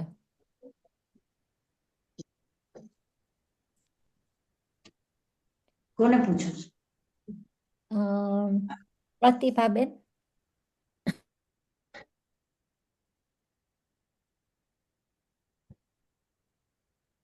મથેણ વંદનામી સાધનાજી મહારાજ, પેલા તો આપણે બહુને સમજવું જોઈએ કે બહુ આરંભ, બહુ એટલે શું?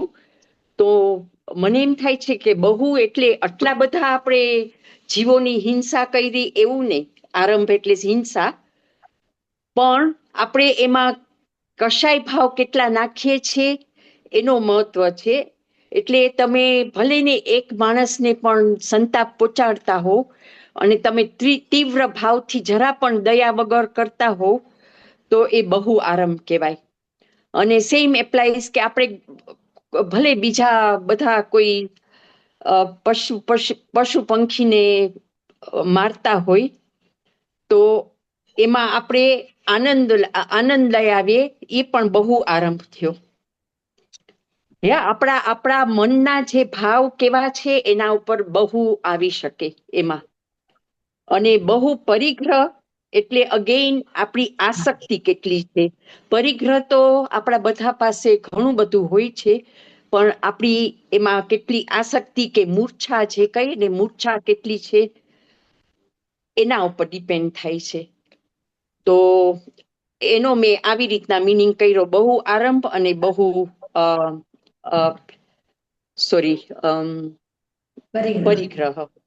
પરિગ્રહ. બહુ સરસ, એકદમ એક્યુરેટ, એકદમ બરાબર જવાબ છે. હા, કોઈને કઈ કેવું છે? બકુલભાઈ, તમને કઈ કેવું છે? મથે બંદામી સાધનાજી મહારાજ, મારે એવું છે, આમ પ્રતિભાબેને એકદમ ફાઇન એક્સપ્લેન કર્યું ને, એવું છે આમ વિચાર હતો કે આપણે તો કાયમ હિંસા આટલા બધા જીવને કરતા હોય, આપણે જોઈ ના શકીએ ને ખબર ના હોય, એટલે નંબર ઉપર નહીં હોય કે કેટલા જીવ આપણે મારીએ છીએ, પણ એમ કે આપણું ભાવ કેવી રીતના આમ છે. પણ પછી એવું થોડુંક આમ વિચાર આવ્યો કે ઘણા પીપલ આમ ક્વાઇટ સેન્સિટિવ હોય ને, એ લોકો કંઈક નાનું ભૂલ કે કાંઈ કરે તો એ લોકોને એકદમ આમ લાગે કે મેં કેટલું ખરાબ કર્યું. તો આમ થોડોક વિચાર આવ્યો કે તીવ્ર કોણ ડિસાઈડ કરે કે આ તીવ્ર છે કે નહીં? તો આમ ઘણા સેન્સિટિવ પીપલ હોય ને ઘણા જે સેન્સિટિવ પીપલ ના હોય, તો એમાં થોડોક આમ ફરક થઈ જાય કે નહીં, કે તીવ્રનો મતલબ. બરાબર છે. હા હા, પ્રતિભા તમે જવાબ આપો. હા, એટલે તીવ્ર એટલે અગેઇન તીવ્ર એટલે બહુ. હા, તો બહુ એઝ આઈ સેડ કે તમારા મનના જો ભાવ, જેમ તમે કીધું કે ઇનસેન્સિટિવ પીપલ એટલે ઓળકા વિચાર જ નથી કરતા કે અમે શું કરી રહ્યા છે. અગેઇન આમાં કદાચ મિથ્યાત્વ એ આવી જાય, કેમ કે તમે કેને જાણતા કે અજાણતા, તો આપણે જાણીએ નહીં ને અજાણતા પણ જો આપણે જૈન ધર્મ પાળતા હોઈએ તો થોડીક તો જાણ રાખવી જ જોઈએ, થોડુંક આપણે વિચાર કરવો જોઈએ, એમને જ અંધ પર્સનની જેમ કાર્ય ના કરવું જોઈએ, એટલું આપણામાં આવવું તો જોઈએ જ. તો આપણે કહી શકીએ કે આપણે આરંભ કર્યો પણ અજાણ્યા પૂર્વક કર્યો. નહીતર તો આપણે ઘણું બધું જાણીએ છીએ ને આપણે એમાં આરંભ કરીએ અને વારંવાર કરીએ તો એક વિચાર કરવા તો જેવું છે જ એમાં. હા બરાબર છે. અને સેન્સિટિવ નો અર્થ ઘણા લોકો એમ લે છે કે પોતાના માટે તો સેન્સિટિવ હોય, બીજા માટે સેન્સિટિવ ન હોય. પોતા માટે સેન્સિટિવ હોય કે કોઈએ થોડુંક વાંકું જોયું, ટેઢું જોયું તો આપણને માથાથી પગ સુધી તકલીફ થઈ જાય. અને આપણે બીજાને કેટલું પણ બોલીએ, ગાળો આપીએ કે એના માટે કંઈ ખરાબ કરીએ તો આપણને કાંઈ ફીલ ન થાય. તો આપણે ત્યારે સેન્સિટિવ નથી હોતા. તો સેન્સિટિવ નો પણ અર્થ આપણને થોડું વિચારવું પડશે ને કે કેવા सेंसिटिव છીએ आप।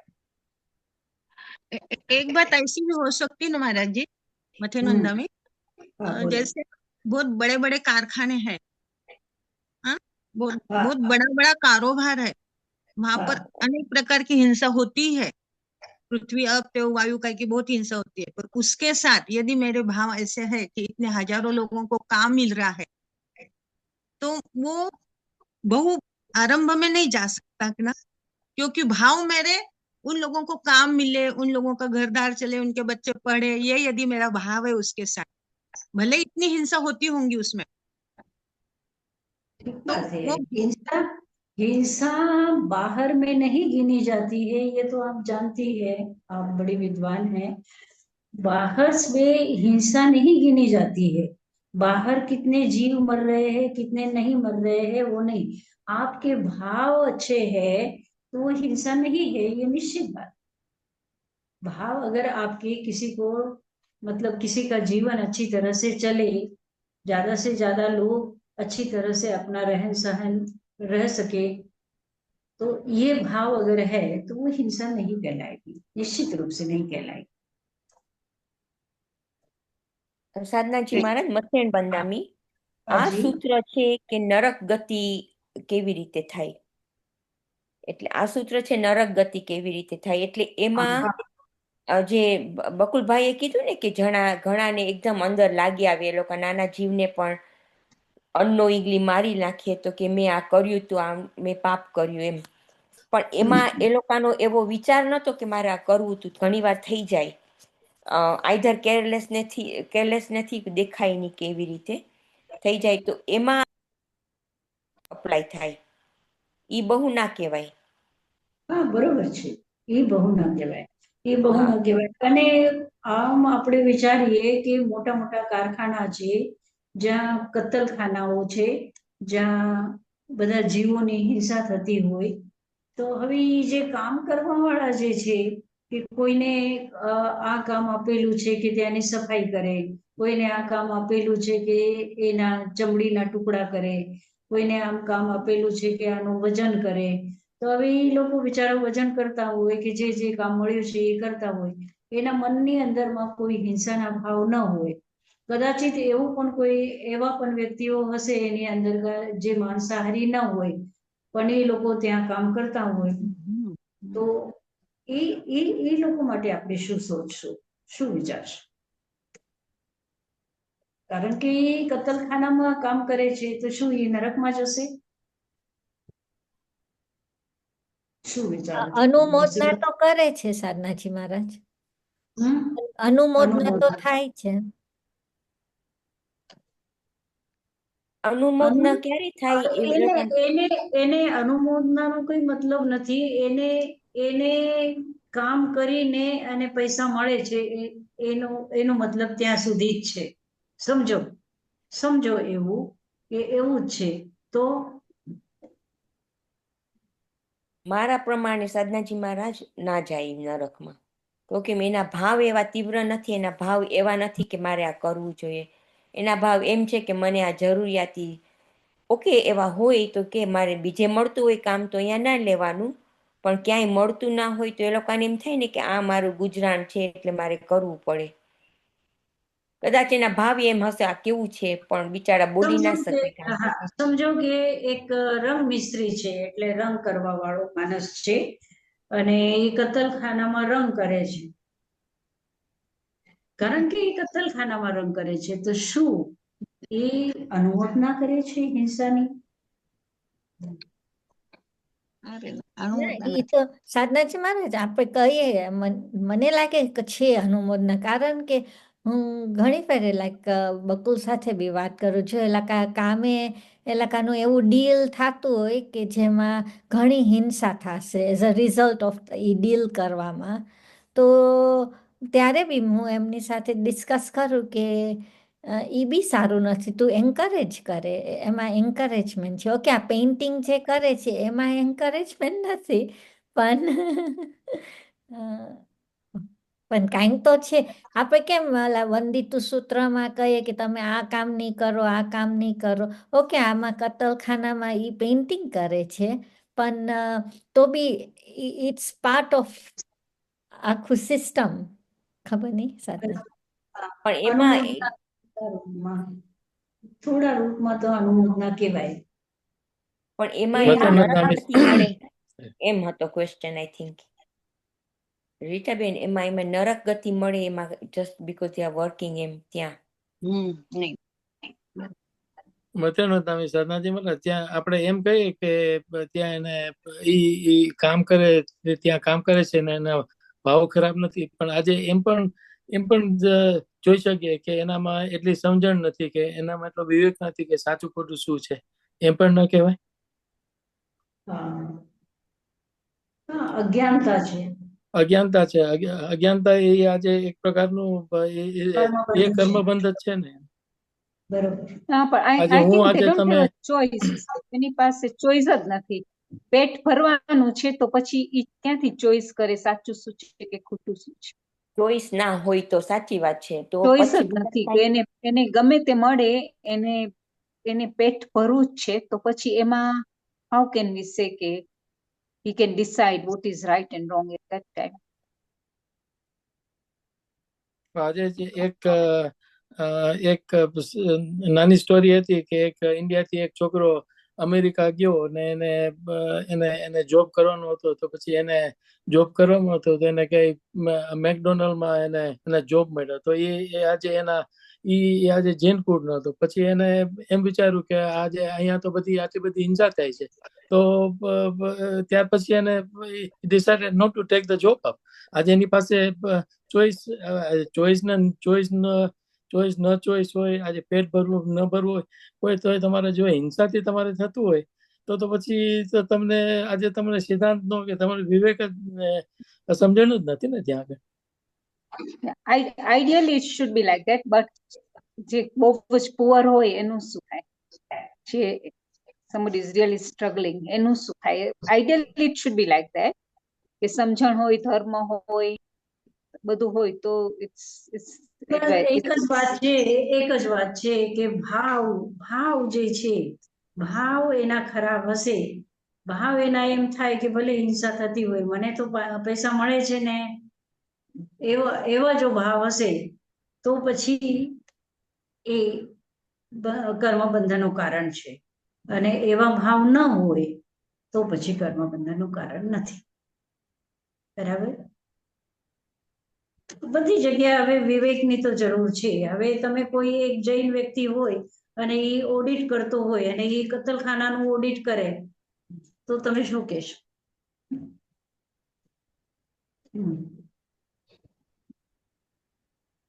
અને સાધનાજી મહારાજ આ ભાવ તો વિવેક ઉપર આધારિત છે, આપણે એમાં ડિસ્કસ કરીને કઈ ફાયદો નથી. હા, એટલે આ ભાવ જ આપણા સારા રાખવા એ જ અઘરું છે, આઈ થિંક.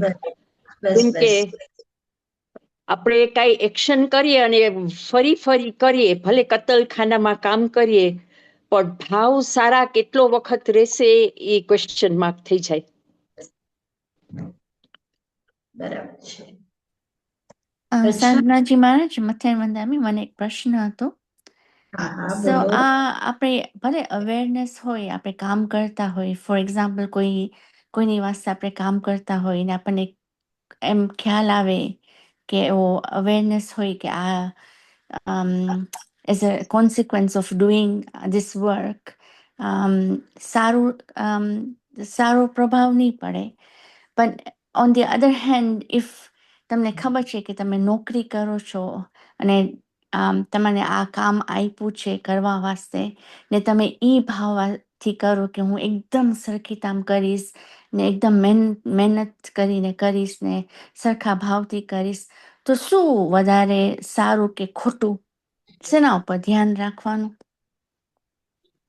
કામ સરખી રીતે કરવાનું એ પ્રામાણિકતા અલગ વાત છે. અને તમને કોઈ એમ કામ આપે કે ભાઈ આ કતલખાનામાં તમારે કામ કરવાનું છે અને તમે એમ વિચારો કે હું કતલખાનામાં પણ બહુ સારું સરખી રીતે કામ કરું, તો ના, sorry, every time I think I should be, every time that's a very direct choice, right? You have a choice કે જેટલું ઓછું હિંસા થાય એ પણ હું એમ કરું છું કે sort of કોઈ ફેરે મોટી કંપની વાસ્તે કામ કરે અને પછી એવા ઇનડાયરેક્ટલી કોન્સિક્વન્સીસ હોય કે ઇફેક્ટ કરે બધાને, પણ ડાયરેક્ટલી તમે ઇન્વોલ્વ નથી. સો I don't know whether it makes sense કે નહીં, because it's a little bit complicated, પણ જો તમને ખબર પડી જાય કે આ કંપની જરા એમાં ઠીક નથી, તો પછી તમે એમાં સહયોગ ન આપો અને તમે બીજી જગ્યા જોબ લો એમ. Okay, thank you. હા, ઠીક. તમને સાતા છે આજે? શું છે, બારનો કે ઉપવાસ? ઓ ના, મારું તો નહીં. હું તો સોરી, મારું ઓપરેશન થયું હતું ને. ઓહો, હા હા, અચ્છા. સાધના કરે છે આપણે બીજલબેન કરે એ બીજલબેન છે. બીજલબેન નથી સર. અચ્છા, બીજલબેન નથી આવ્યા? ના, હું હજી બીજલબેન સમજી. હા, મને દેખાના નહીં ને, હા. આવાજ ઉપરથી મને એમ લાગ્યું કે બીજલબેન છે. હા, સોરી, હું દીના બોલું છું. વિના બોલો છો? અચ્છા, હાજી હાજી. અચ્છા, મંગલ પાઠ. નમો અરહંતાનમ, નમો સિદ્ધાનમ, નમો અયરિયાનમ, નમો વજ્જાયાનમ, નમો લોય સવ સાહુનમ. એસો પંચ નમોકારો સર્વ પાવપનાસનો મંગલાનંચ સર્વે સિંપડમં હવૈ મંગલમ. ગુરુદેવ की आज्ञा चत्तारि मंगलम अरंता मंगलम सिद्धा मंगलम साहु मंगलम केवली पन्नतो धम्मो मंगलम. चत्तारि लोकोत्तमा अरहंता लोकोत्तमा सिद्धा लोकोत्तमा साहु लोकोत्तमा केवली पन्नतो धम्मो लोकोत्तमो. चत्तारि शरणं पवज्जामि अरन्ते शरणं पवज्जामि सिद्धे शरणं पवज्जामि साहु शरणं पवज्जामि केवली पन्नतं धम्मं शरणं पवज्जामि. चार शरणा दुख हरणा सुख करना और शरणा नहीं कोई, जो कवि प्राणी आदरे अक्षय मर्पद हो. ओम शांति. जय जिनेन्द्र.